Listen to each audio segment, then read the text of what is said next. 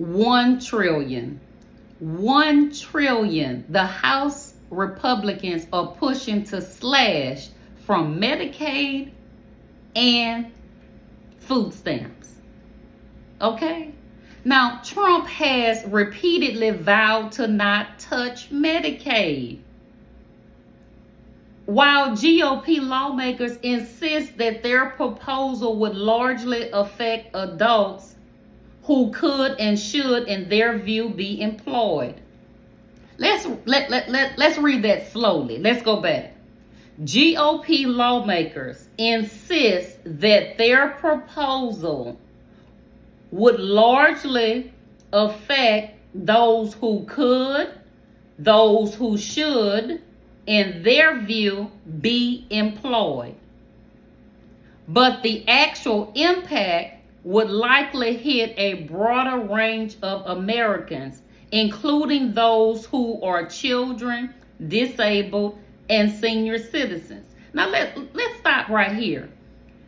They're saying that it would not be an issue for certain people because in their viewpoint, they feel like the adults should and could be working, right, and be employed. But at the same time, we're constantly laying off and we're having issues with people finding employment. So how does that even make sense?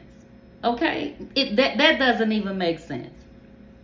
The other thing that we need to be aware of with this proposed cut, are we here in America aware of that 1 in 5 Americans rely on Medicaid for health care? Over 70 million people are enrolled in Medicaid across the United States. 1 in 5 rely on Medicaid. Our hospitals would be affected as well. The hospitals would also feel the financial fallout of Medicaid cutbacks, which could prompt some to raise their rates for those with job-based insurances. Okay, so if you have a job-based insurance, that would affect those individuals, and others to close their doors. States would have to shoulder more of the cost of operating these programs, which could force them to make tough decisions. Among their options could be slashing enrollment, benefits, and provider rates in Medicaid, or pulling back on residents' access to food stamps. In addition, the grocery stores as well would be affected. You know why? They no longer would have those customers coming in to spend food stamps, which again it's like a domino effect. So if the people are not going into the stores to purchase the groceries because they don't have the food stamps, then that sales are going to go down, which would impact employment, and then they would have to do cuts. So things would just spiral out of control. So here's the thing. We don't sit back and just wait for things to happen. When we know about something in advance, we prepare spiritually and physically. So of course we're going to trust our Lord Yahweh, and we're going to pray that he would sustain and take care of us. I mean, that's just what we do, right? We trust him. But there are things that we have to do as well. Faith without works is dead. So there are things that you can readily do in the moment before the proposal takes place. Now, let's say, for instance, the proposal is not that big as it's being presented to us in the news. Well, we know it's going to have some impact and it'll have some type of cut.